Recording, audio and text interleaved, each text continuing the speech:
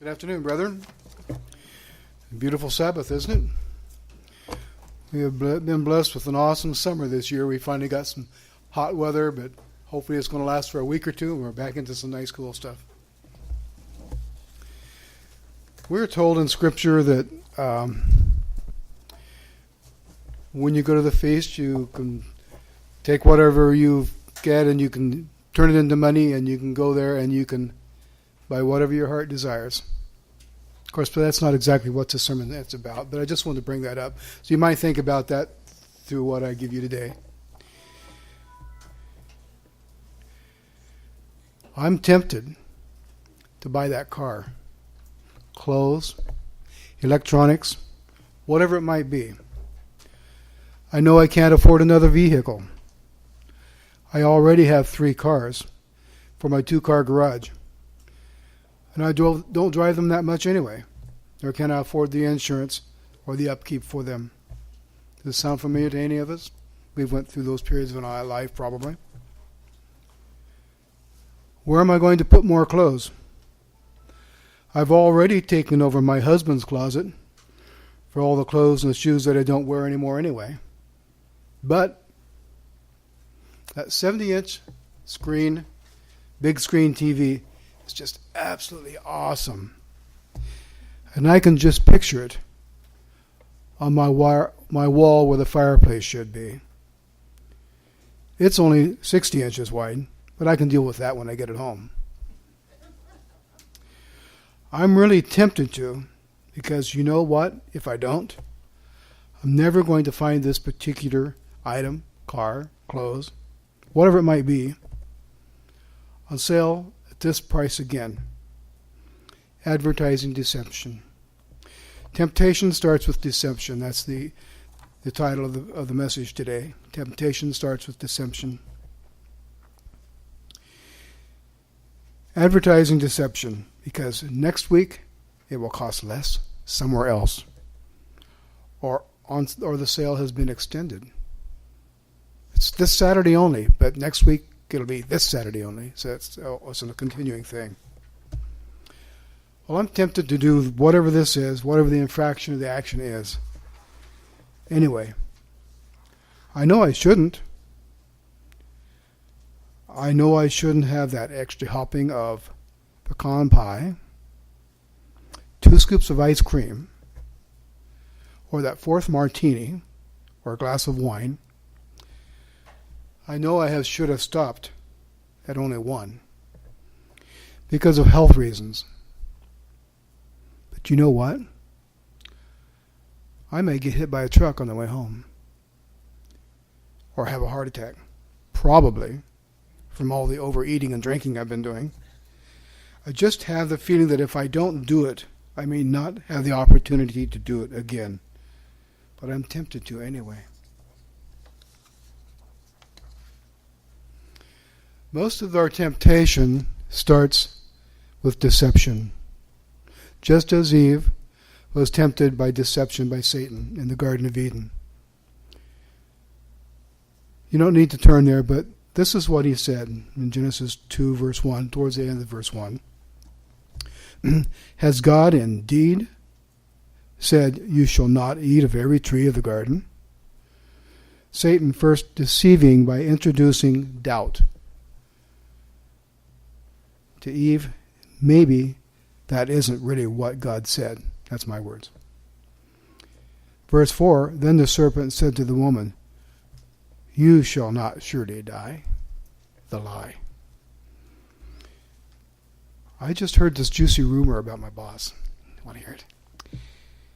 I should probably keep it to myself and not tell anybody else.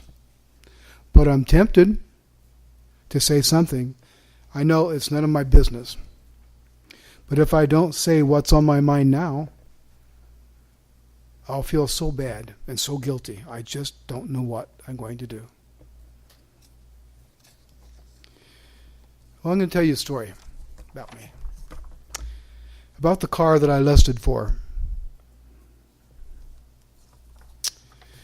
And you put that in the last 10th commandment of not coveting anything. whether it be your neighbor's wife or their donkey or just something that doesn't belong to you. Maybe you shouldn't have it. Mr. Sandy can listen to this one. It was a 1953 Ford Victoria, two-door hardtop, seafoam green with a white top. Most beautiful car I'd ever seen. Absolutely beautiful, and a deluxe model. It had real carpet. Back in 1953, you get a lower-end model like a Ford or a Chevy. You most likely had rubber mats for the floorboard. Had a flathead V8 and an automatic transmission, which is pretty popular at that time. The first time I saw it, I wanted it. Lust. I was managing a gas station or service station, whatever you might call it at that time, and I told the man that owned it, if he ever sold it, I wanted to be the first one to have the opportunity to buy it. Sounds fair enough, right? Gets better. Well, as it happened, several months down the road, he came in and told me he was moving. He was moving to Texas. He was going to have to sell the old Ford. He was probably about 15 years old at the time. Now, compare that to something 15 years old today, it'd be like a 1998 something, which I can't find anything in 1998 I'd really be that interested in, unless it be a Mustang, possibly, or a Camaro. So I let it ride for a week or so. When the owner came in on a Sunday to let me know that he was leaving in just a few days, this was bait. Again, so here's your deception. He may not leave then. I had to have that car.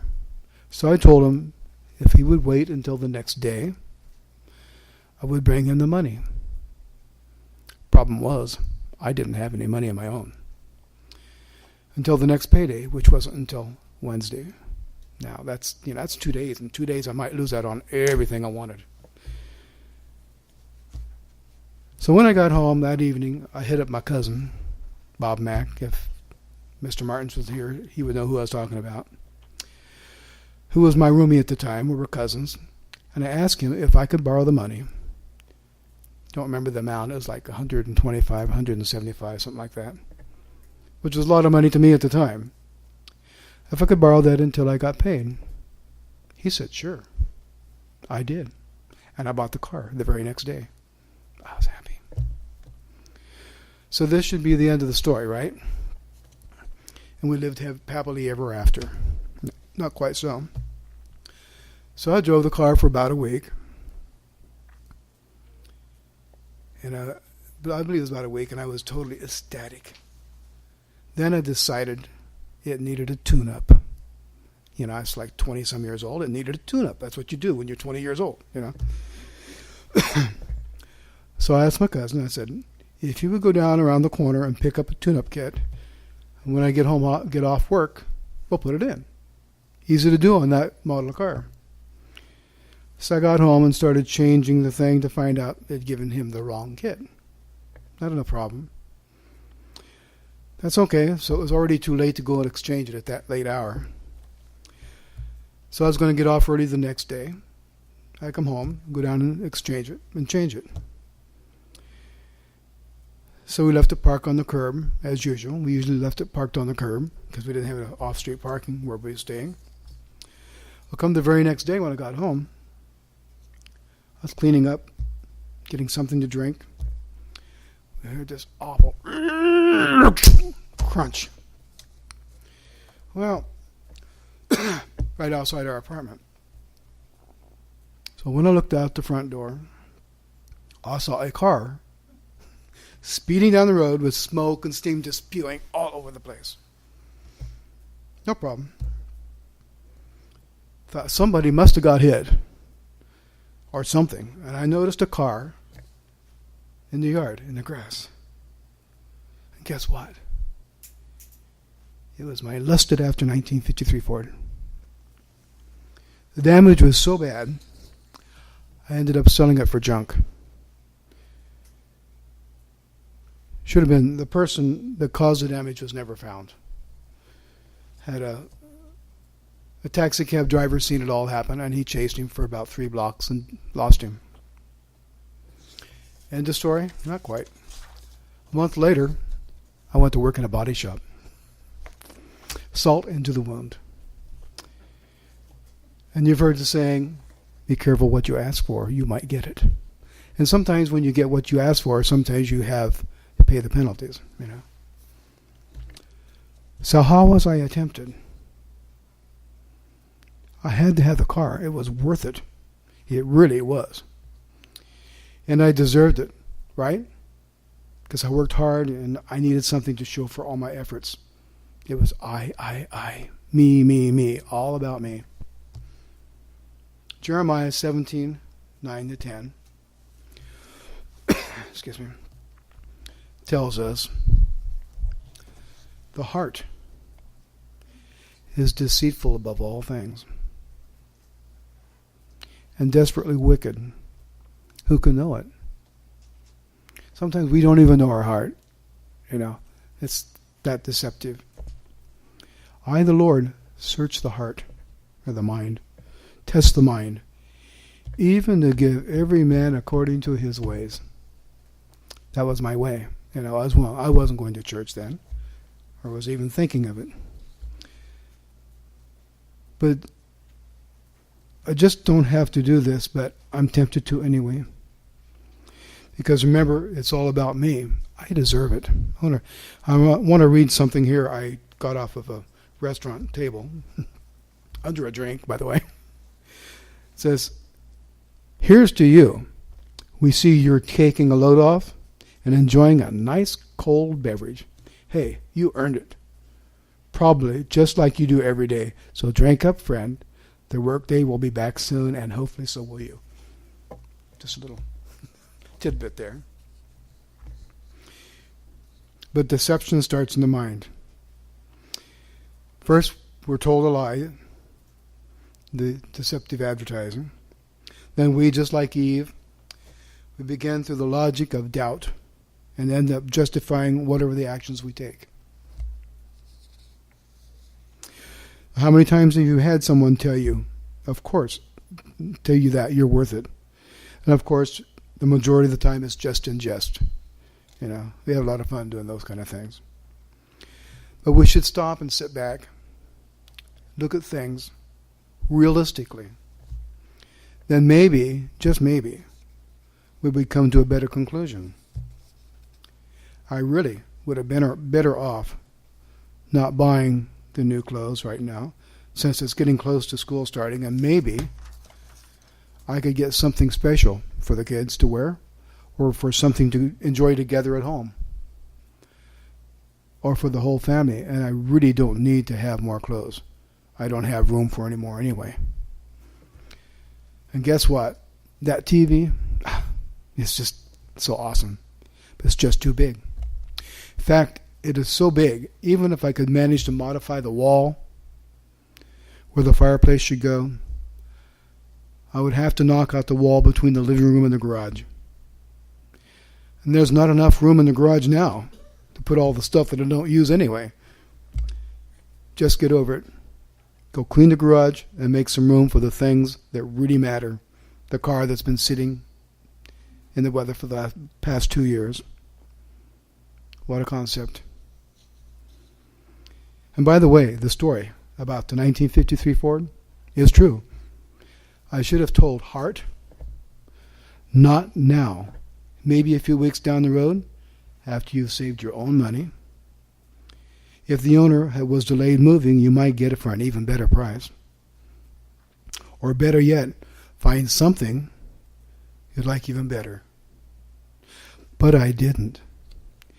And I reaped the consequences. Remember, what you asked for, you might get. I had to pay back the loan and had neither the money nor the car. So I sort of lost out all the way around. But I did learn a lesson. Of course, we will always have those spur-of-the-moment issues that come up that will not necessarily impact our lives, in a particular negative way. But the really big decisions should take a more methodical approach. I'm going to go to Matthew 26:41. take it just slightly out of context, but it's to get my point across.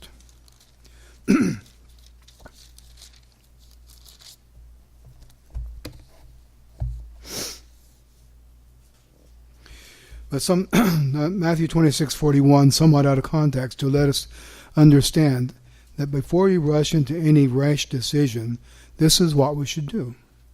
And this goes for all aspects of our life. And it says, watch and pray about the situation, lest you enter into temptation.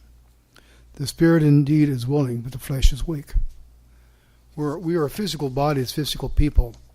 Even though we know down deep inside we probably shouldn't do this, but we can cave into this physical desire. It's not a need, it's a desire. Remember how David and Eve, King David and Eve, were both tempted. Even though Satan's influence was there, it all started in the mind. Doubt, selfishness from the heart. If you go back again and read Jeremiah 17 verses 9 and 10, then think about Matthew 26:41 and see how the examples of Eve and Dave could have been much different. Yes, we can eat and drink to excess. Life is short enough as it is, so why rush it? This is just food for thought. And P.S. If you have not read or recently read the booklet, The 10 Commandments, I have one here. It looks like it's been beat up a little bit. Please pick up a copy if there's one out there today, or we'll ask and get some for you. And study it and see how many of those that I broke. Covetous, idolatry. And remember, if I broke one of them, I'm guilty of breaking them all. And seek first the kingdom of God and his righteousness, Matthew 6:33. Thank you.